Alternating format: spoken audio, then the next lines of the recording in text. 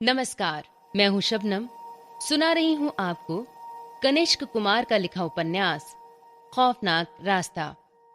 अभी तक आपने सुना कि देहरादून के दोस्तों का एक ग्रुप घूमने का प्लान बनाता है और ये ग्रुप रास्ते में होने वाले अजीबोगरीब हादसों को देखते हुए होटल में पहुंचता है, जहां पर रात के समय राज के साथ एक बहुत ही डरावना हादसा होता है।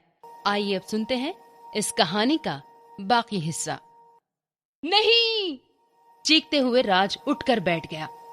बाप रे! अरे भाई, क्या हो गया? अजय बेड पर राज के बाजू में बैठकर फेसबुक चला रहा था। वो भी इस अचानक से हुई प्रक्रिया से डर गया। ओह, बहुत बुरा सपना था।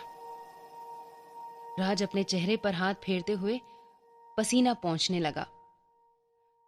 टाइम क्या हुआ है? 10:30। तू ठीक तो है ना?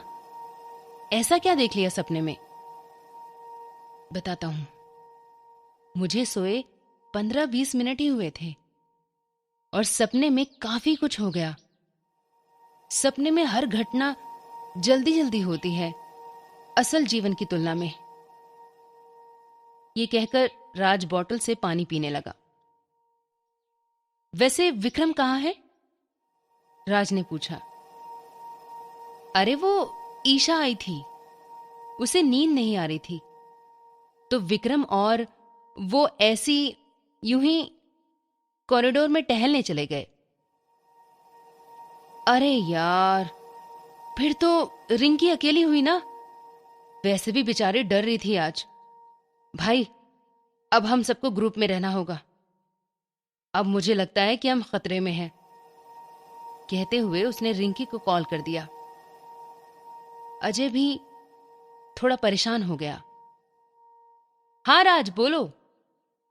दूसरी तरफ से रिंकी की आवाज आई। रिंकी, तुम रूम में अकेली हो? प्लीज हमारे रूम में आ जाओ, कुछ सीरियस बात है। राज, मैं अकेली कहां हूं? मेरे साथ तो ईशा है ना। हम जब से रूम में आए हैं कहीं निकले ही नहीं। बात क्या है? ओ नो, फिर विक्रम के साथ कौन है? राज ने चिंतित स्वर में कहा। तभी भूत, बचाओ बचाओ, विक्रम के चीखने की आवाज आने लगी। राज और अजय दौड़ते हुए रूम से बाहर निकले। ईशा और रिंकी भी उनकी चीख सुनकर बाहर निकले। पूरा कॉरिडोर अंधेरे में डूबा हुआ था। उन्होंने देखा विक्रम उनकी तरफ दौड़ता हुआ आ रहा था। फिर अचानक से उसके पैर हवा में उठे और वो फर्श पर हाथों के बल गिर पड़ा। उसके पीछे एक सफेद साया आया, जो देखते ही देखते धुआं बनकर गायब हो गया। सभी उसके पास पहुंचे और उसे उठाया। तू ठीक है? राज ने पूछा। हाँ। विक्रम बहुत डर गया था। वो राज के गले लग गया। सभी स्तब्ध थे। चलो चलो, रूम चलो, राज ने कहा। सभी रूम नंबर 247 में आ गए। क्या देखा था विक्रम? क्या हुआ था? हमें बताओ, राज ने पूछा। विक्रम ने एक लंबी सांस ली और फिर बताने लगा। मैं ईशा ने जब हमारा रूम खटखटाया तो मैंने दरवाजा खोला। वो बोली उसे नींद नहीं आ रही, तो मेरे साथ टहलना चाहती है कॉरिडोर में। मैं अजय को बताकर रूम से निकल गया। तो सो रहा था उस टाइम। कुछ दूर चलने के बाद वो आगे आगे चलने लगी। फिर उसने अचानक से कहा कि वो हम सबको मार देगी। तो मुझे मजाक लगा। मैंने कहा कि क्या मजाक कर रही हो, क्यों डरा रही हो? उसने कहा कि वो मजाक नहीं कर रही, और फिर बोली, ये जो होटल तुम्हें शानदार आलीशान दिख रहा है ना, ये असल में एक खंडर है। मुझे फिर मजाक लगा, तो उसने कहा कि पीछे मुड़ के देख लो। मैंने देखा तो तो सच में ये कॉरिडोर एक खंडर की तरह दिखने लगा, जिसमें लकड़ी के जाले वगैरह दिख रहे थे, साथ ही पूरा अंधेरा। मैं घबरा गया। मैं समझ गया कि वो ईशा नहीं है। फिर भी हिम्मत करके मैंने पूछा, कौन हो तुम? तो अचानक से मेरी तरफ पलटी। उसका सफेद चेहरा और काली आंखें देखकर मैं डर गया और चीखने लगा। मैं कुछ करता उससे पहले ही उसने अपने हाथ से मेरे गले को पकड़ लिया। उसके कटे कटे हाथ जो सफेद रंग के थे, उनमें नीले काले रंग की नसें दिख रही थी। फिर उसने उठाकर मुझे फेंक दिया। मैं जैसे तैसे उठा और रूम की तरफ भागने लगा। और उसके बाद जो तुम लोगों ने देखा वही सब हुआ। ईशा रोने लगी। सभी एकदम से घबरा गए। राज ने भी अपने सपने के बारे में बता दिया। सभी का दिल दहल गया। हालांकि ये सिर्फ एक सपना था, पर इसका कनेक्शन रियल लाइफ से जरूर है। राज ने कहा, अब हमें क्या करना चाहिए? अजय ने पूछा। हमें जल्दी जल्दी यहां से निकलना होगा, पर यह आसान नहीं होगा। हम सब फंस चुके हैं। वी आर ट्रैप्ड, राज ने कहा। ओ नो नो, रिंकी घबराकर बोली। राज, क्या हम यहां से जिंदा निकल पाएंगे? विक्रम ने पूछा। पता नहीं विक्रम, कोशिश पूरी करेंगे। सभी साथ में रहेंगे। चलो, जो सामान हम लाए थे उसे वापस रख लो। अगर यहां छूट गया तो वो हमें इन्हीं के द्वारा नुकसान पहुंचा सकते हैं। राज के कहने पर ईशा और रिंकी जल्दी जल्दी सामान पकड़ने लगे। फिर वे सभी रूम नंबर 246 में आए और वहां राज, अजय और विक्रम ने अपना अपना सामान बटोरा। वैसे उनका पूरा सामान कार में ही था, कुछ ही सामान रूम में लाए थे। तभी टन टन टन टन टन, पूरे होटल में एक आवाज गूंजी। उस सुनसान माहौल में वो बहुत ही भयानक लग रही थी। अरे बाप रे, ये क्या था? ईशा ने पूछा। पता नहीं, शायद 12 बज गए होंगे। उसका संकेत होगा, राज ने कहा। ओ नो, अब क्या होगा? कहते हैं कि वे रात के 12 बजे ज्यादा शक्तिशाली और सक्रिय हो जाते हैं। तभी कमरे की लाइट्स झिलमिलाहट की आवाज करते हुए झिलमिलाने लगी, फिर एकाएक बंद हो गई। सभी घबरा गए। अजय ने तुरंत फ्लैश लाइट ऑन कर ली। ठक ठक ठक, कमरे के दरवाजे पर दस्तक हुई। किसी ने दरवाजा नहीं खोला। फिर उन्हें छम छम छम पायल की आवाज सुनाई देने लगी। धीरे धीरे ये आवाज बढ़ने लगी। लग रहा था जैसे वो आवाज उनके आसपास से आ रही हो। ओह माय गॉड, वो ऊपर सीलिंग से आ रही है। चीखते हुए ईशा ने आंखें बंद कर ली। सपना का भूत ऊपर सीलिंग में लटके हुए और भी डरावना लग रहा था।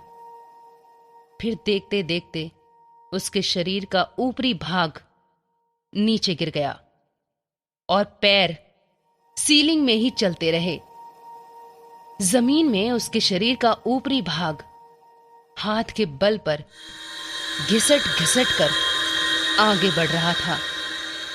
बीच बीच में भूतिया हंसी आती जा रही थी। ये सभी एक जगह खड़े थे। कुछ भी सूझ नहीं रहा था इन्हें। अचानक से सीलिंग से वो एक पैर झटके से घूमता हुआ राज के कंधे पर पड़ा। राज उस वार से एक दीवार में जा टकराया और जमीन पर गिर पड़ा। 10 सेकंड तक वो ऐसे ही पड़ा रहा, फिर उठने लगा। उसके गिरने से उसके गले में लटका हुआ हनुमान का लॉकेट शर्ट से बाहर आ गया और सबको दिखने लगा। इधर सपना के भूतिया शरीर का ऊपरी आधा हिस्सा जमीन से अचानक से उछला और रिंकी के गले में पीछे से जा लटका। रिंकी चीखने लगी, नहीं नहीं। अजय और विक्रम ने उसे छुड़ाना चाहा तो वे दोनों भी हवा में उछलते हुए दीवारों से जा टकराए। फिर भूतिया शरीर के निचले हिस्से ने ईशा पर वार करना चाहा, पर राज ने रोक लिया और उसे दरवाजे की तरफ फेंक दिया। दरवाजे से टकराकर वो भूतिया शरीर नीचे गिर गया। इस पर रिंकी के गले में लटके शरीर ने जोर जोर से चिल्लाना शुरू कर दिया। रिंकी तो लगभग बेहोश होने वाली थी। राज रिंकी के पास जाकर उसे छुड़ाने लगा। उसने अपने दोनों हाथ से उस भूत के हाथ पकड़ लिए और जोर से कहा, जय बजरंग बली, जय बजरंग बली, जय बजरंग बली। कहते हुए उसने अपना हनुमान का लॉकेट उसकी नजरों में ला दिया। इससे वो शैतान बौखला गई और अपने दोनों शरीर के साथ चिल्लाते हुए कमरे से बाहर भाग गई। सभी एक बार फिर एक जगह इकट्ठे हुए। चलो चलो, जल्दी जल्दी चलो अब यहां से, राज ने कहा। अब वे सभी कमरे से निकलकर कॉरिडोर में आ गए। कॉरिडोर पूरा अंधकार में डूबा हुआ था। वे कुछ कदम ही चले होंगे कि उन्हें कोई उनका रास्ता रोके खड़ा दिखाई दिया। ये एक काला शैतान था, पूरा शरीर काला। उसके शरीर की बनावट किसी पेड़ के पतले तने की तरह लग रही थी। आंखें, नाक, मुंह को देखने से वो खोखला दिखाई पड़ता था। अंधेरे में उसकी आंखों में पीले रंग की चमक दिखाई दे रही थी, जो उसे और भी खतरनाक बना रही थी। अचानक से वो गायब हो गया। ओह नो, ये कहां गया? विक्रम के मुंह से निकला, मैं यहां हूं। एक भूतिया आवाज ईशा के अंदर से आई। वो भी किसी भूत की तरह नजर आने लगी थी।